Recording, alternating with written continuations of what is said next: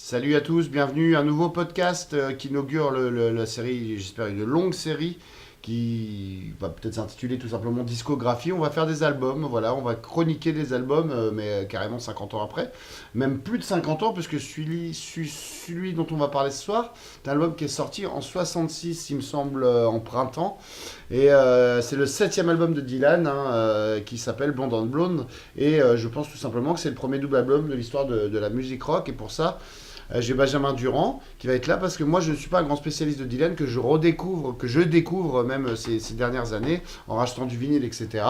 Voilà pourquoi Blonde on Blonde est toujours une référence majeure et qui est à ranger au même titre que les Sgt Pepper, les Pet Sounds de la même époque et même allez, dans les 10 plus grands albums de tous les temps, voire les 3.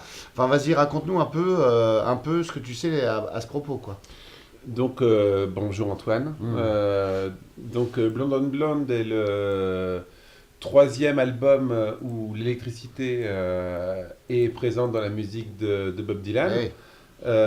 Et c'est un album déjà commencé avec The Band comme groupe d'accompagnement. Voilà, avec qui il tournait déjà à peu près à la même époque. Bah, il commence à tourner en fait, c'est vraiment le tout début parce que il y a eu à l'issue de la sortie de Highway 61 Revisited, il y a eu quelques dates aux États-Unis qui ont été faites avec notamment Mike Bloomfield Ouais. qui était son guitariste sur Bringing It All Back Home et sur Highway 61. Il y a eu le fameux... Qui est à l'orgue aussi, non Non, c'est Al Cooper, Ouais, Al tu Cooper. comprends, mais Al Cooper. Là. Oui, pardon, tout à fait. Ça commence bien. Et en fait, il y a eu le très fameux et assez monumental Festival. concert, effectivement, Voilà. au festival de Newport. Donc il y a Jazz the Band, là. Non, à Newport, c'est pas The Band qui joue, c'est le groupe qui était avec lui en studio sur Highway 61. C'est Mike Bloomfield qui D'accord. joue la guitare.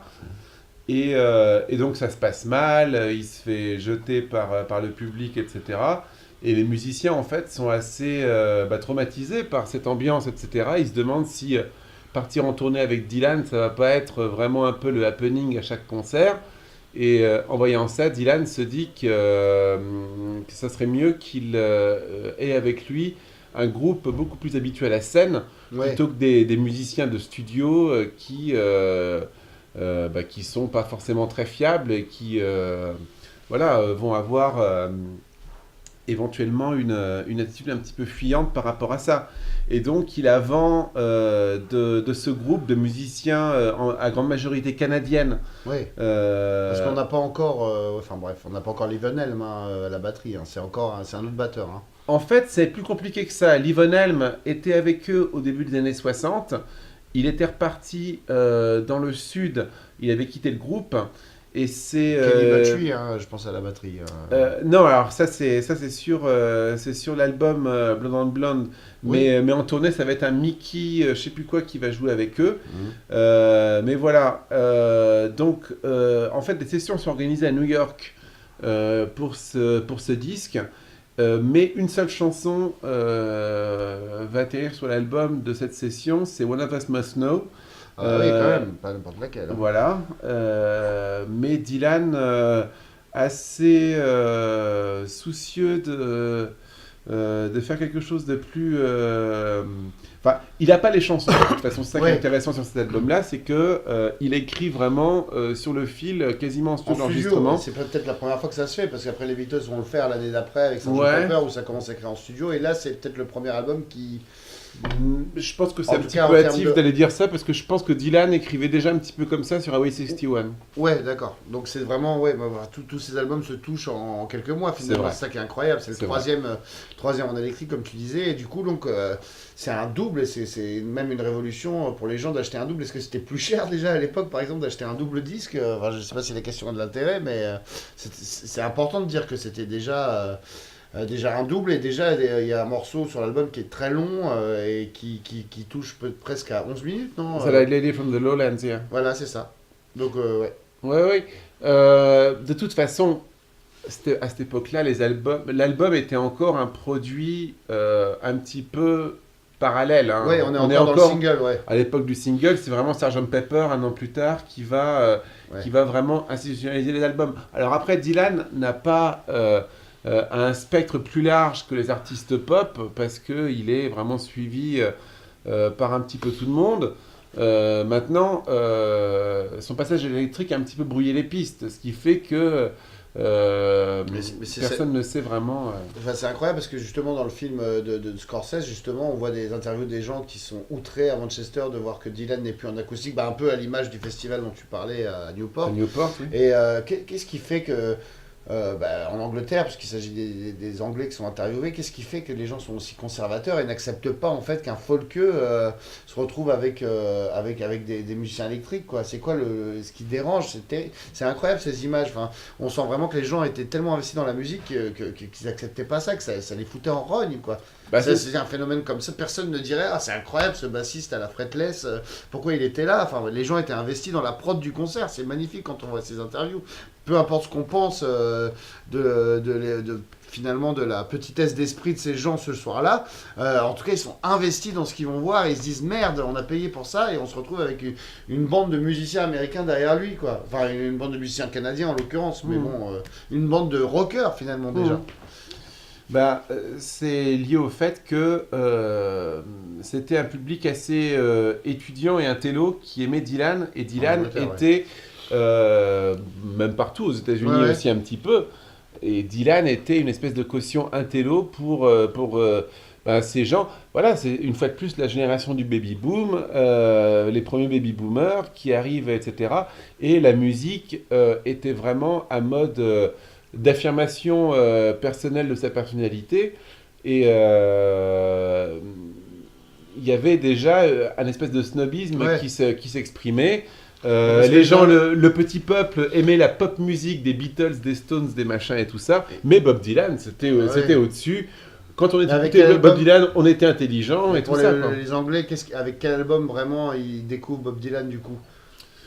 C'est parce que c'est pas forcément les premiers en acoustique qui sont enfin, je veux dire, à part la reprise de The Birds de Mr. Tambourine Man, etc., qui marche, etc. Enfin, avec quel album il découvre Dylan? C'était déjà un album électrique ou c'était le dernier acoustique? Dylan, Changing.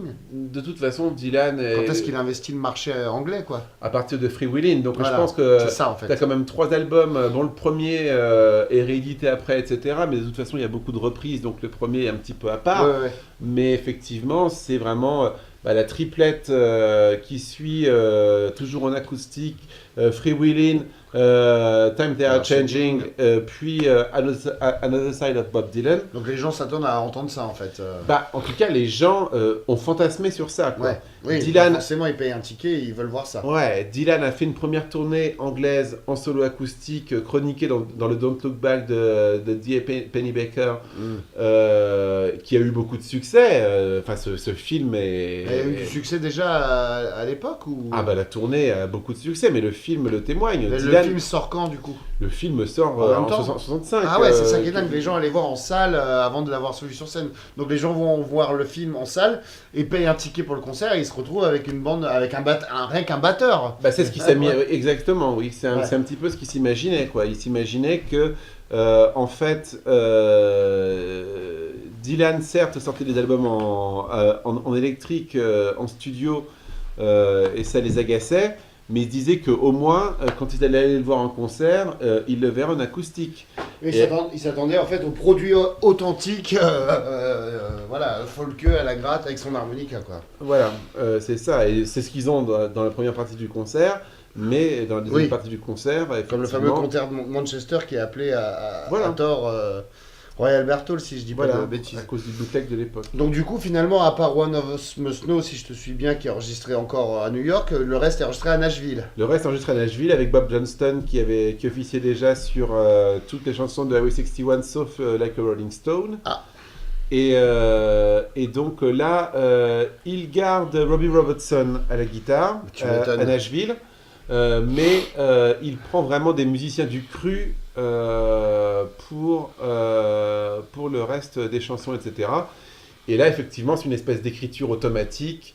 Et on ne peut être que complètement extatique devant le rendement qu'il y a. Parce que Dylan, là, a complètement lâché la politique, etc. Il est en plus parallèlement dans l'écriture de son livre Tarantula, qui restera comme une espèce de... Enfin, qui finira par sortir, mais bon, qui est à moitié du bullshit au final, je pense, mais qui à l'époque est une espèce d'enjeu. Et donc, il est comme ça sur un songwriting extrêmement... extrêmement à tiroir avec des images extrêmement complexes, nées de ses lectures, de ses obsessions sur l'art, etc. Mais ce qui se dessine avant tout dans ce disque, et ce qui est très émouvant au final, c'est le Dylan amoureux.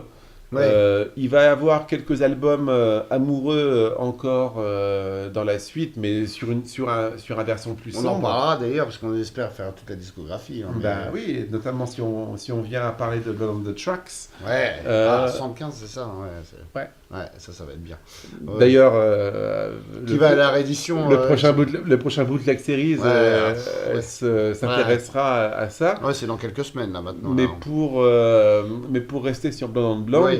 justement, en fait, Dylan, ce qui n'était pas très connu à l'époque, Dylan venait en fait de se marier à l'époque où il enregistre Blonde on Blonde, et avec Sarah Lawrence, ancienne bunny girl de chez Playboy. Ouais.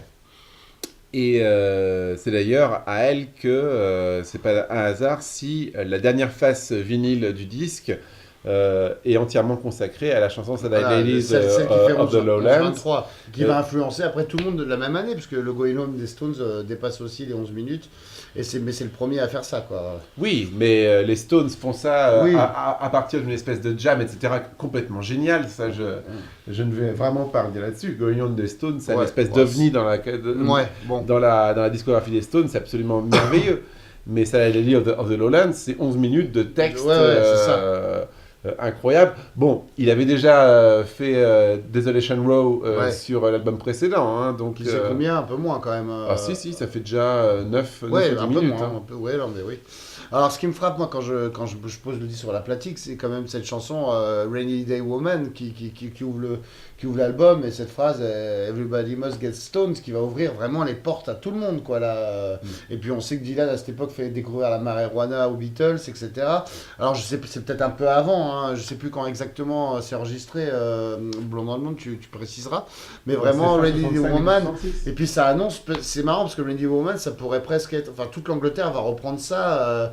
Le Between the Buttons s'est inspiré par Rainy Day Woman, notamment sur des morceaux comme Something Happened to Me Yesterday, avec le côté fanfare et le côté on s'en bat les steaks, quoi. Mais la côte ouest aussi. J'ai le souvenir de David Crosby à l'époque chez les Byrds.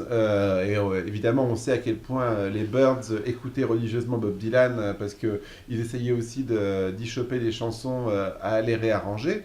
Voilà, David Crosby dit que dès l'instant où cet album sort, effectivement, Everybody Must Get Stoned devient un petit peu l'espèce de leitmotiv partout dans les rues à San Francisco à l'été 66. Ouais, dès 66, ça va débouler sur les parties à San Francisco, le Flower Power, Haight-Ashbury et tout ça. C'est un peu le début de tout ça, quoi. Tout à fait. Et puis c'est incroyable quand vous regardez. Même si vous n'êtes pas un grand spécialiste de Dylan, vous regardez le track listing de Blonde on Blonde, je veux dire, il y a absolument tout ce qu'il a. Enfin, c'est comme. Enfin, c'est un greatest hits, quoi. One of Us Must Know, on en a parlé. I Want You, Just Like a Woman, hein, sur la face B. Enfin, c'est quand même des chansons. Oui, vous t'as dit, c'est le Dylan amoureux, Just Like a Woman, c'est voilà. Ça. Et I Want You aussi. Enfin. Voilà, en fait, Dylan, j'ai toujours eu le sentiment que Dylan. Pendant tout l'album était en train de minauder sur l'espèce de recherche qu'il a eu jusque-là dans sa vie, de la femme parfaite, de la femme un petit peu... et alors il décrit beaucoup de types de femmes, la femme capricieuse, la femme superficielle. Johanna, voilà, Johanna, c'est la femme mystérieuse, avec toutes ces références à Mona Lisa, etc. Donc... Visions of Johanna, c'est une chanson magnifique, et heureusement que Dylan qui est longue aussi d'ailleurs, hein, très très longue, mais minutes, heureusement que Dylan nous a depuis gratifié de toutes ces bootleg series, etc. Parce que grâce aux bootleg series sorties il y a 3-4 sur les ans 3 albums, de Cutting Edge, Ah. nous avons désormais à disposition absolument toutes les prises et de c'est toutes là où les on se rend chansons. compte que finalement tout est enregistré rapidement parce que ça fait pas non plus 50 CD, quoi, je veux dire. Non, Et il y a tout. effectivement, on se rend compte de ça, mais on se rend compte aussi que on a quasiment un arrangement qui n'a rien à voir avec le précédent pour chaque chanson. Bah, c'est un retour c'est du blues, quoi. Sur le truc final. Mais ce qui est génial, Oui, c'est que Vision, dans l'album. Vision of Joanna, Oui. qui est quasiment au final sur l'album une chanson relativement folk, etc., est essayée sur les tempos complètement prime sautier, qui d'un premier abord donnerait une interprétation assez cynique du portrait qu'il est en train de faire de la femme en question. Alors qu'au final, avoir gardé la version plus folk en fait quelque chose de plus mystérieux, plus profond, Donc c'est ça qui est vraiment fascinant, c'est que Dylan est un peu comme un peintre sur cet album, a essayé de dessiner la femme parfaite. Mais qu'il a déjà... Et oui, Non mais, ce qui est génial, c'est qu'en fait, l'espèce de déroulé de l'album est fait pour, au final, arriver sur cette phase finale du dernier vinyle qui parle de ça, qui vraiment définit... Il a trouvé sa propre femme. En fait, je vous ai fait marcher jusqu'à présent pour savoir qui toutes était ces la femme idéale. recherches d'amour qu'il a eu pendant 10 ans avant. C'est ça et qui là, est passionnant. le final, c'est son mariage. C'est ça qui est passionnant. C'est ça qui est passionnant, c'est que c'est vraiment Dylan qui a brouillé les pistes jusqu'à présent, pour la première fois sur une phase du disque, voilà, va arriver une conclusion, en fait. à ouvrir son cœur quelque part. Ce qui n'est pas, ce qu'il n'a pas réussi à faire tout le temps, ce qu'il n'a pas voulu faire avant. Non, parce que de toute façon, Dylan, c'est quelqu'un qui s'est battu contre les étiquettes qu'on voulait lui coller sur la figure. Il a toujours voulu prendre tout le monde à contre-pied. Non, mais c'est exactement. Non, mais cet album. Et c'est quelque part un espèce de dernier exercice de contre-pied pour au final dire bon bah voilà où est-ce que ça va, mais quelque part fichez-moi la paix, etc. Et c'est d'ailleurs amusant de voir que la suite de cette biographie va être de partir en tournée. Non, de cette biographie va être de partir en tournée sur cet album-là avec The Band. Donc ce qui va donner lieu à la fameuse tournée anglaise controversée, chroniquée dans le concert de Manchester. Qui est mi-acoustique quand même, et après le groupe arrive en électrique. Mais tournée qui va être interrompue et terminée de façon prématurée par son accident de moto, où après ça il dira en gros foutez-moi la paix, j'ai envie d'avoir une vie de famille et j'en ai marre d'être un pantin public. Ouais, c'est ça. Et du coup, au niveau des titres, vous les connaissez tous, c'est un album tellement... Mais il a tout joué sur scène, j'imagine. Oui. Tout a été joué avec la Neverending Tour, c'est un peu un casse-tête. Pledging My Time, je suis pas sûr qu'il ait joué alors, si souvent que ça. Si vous avez une version live de Pledging My Time, pour les spécialistes du Neverending Tour, n'hésitez pas à nous la poster en bas de la vidéo. Et puis voilà, on a fait un peu le tour de Blond dans le Monde, même si on pourrait en parler des heures. On pourrait aussi, par rapport à nos marottes un peu habituelles, ce sera toujours amusant de discuter de ça. Je mettrai peut-être un petit peu en lumière la chanson Fourth Time Around, qui est sur le deuxième disque, etc.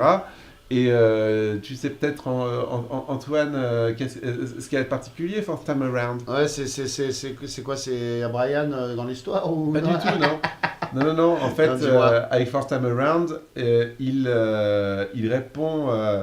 il fait une réponse implicite à John Lennon, car Dylan a bien entendu que Lennon s'était vraiment inspiré de lui sur Norwegian Wood, qui est sorti donc quelques semaines avant que la chanson soit enregistrée. 65, décembre, la fin de l'année 65. Donc la chanson doit être enregistrée peut-être 2 ou 3 semaines après la sortie de Rubber Soul, et Dylan a trouvé un peu fort de café que Lennon parodie ainsi son style.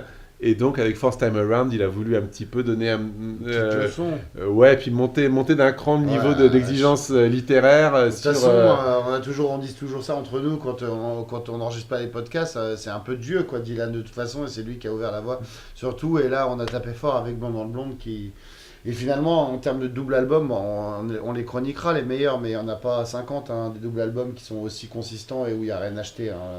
Allez, moi je vais taper sur du Exile pour ramener ma poire, mais peut-être le doublement des Beatles, mais.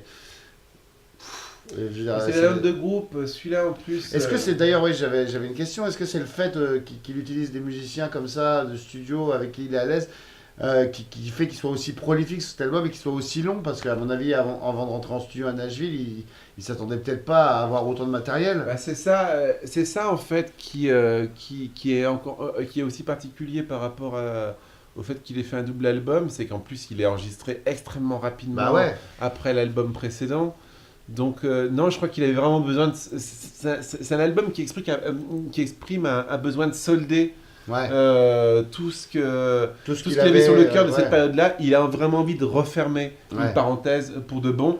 Et puis il y a un gros creux après, même si les basement tapes, Oui. on sera à redécouvrir après, mais finalement le suivant, ça sera Nashville Skyline. Non.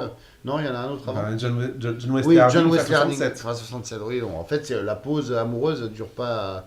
Il veut avoir la paix, mais finalement, oui, t'as raison, il y a John Wesley Harding avant, donc finalement, il n'y a pas de pause. Mais John Wesley Harding qui parlera complètement d'autre chose. Et on y reviendra, j'espère très bientôt. Michel me fait signe que c'est un peu long. Eh ben écoutez, merci à tous pour ce premier podcast, discographie. Hein. Je vous embrasse et Benjamin aussi. Merci Antoine.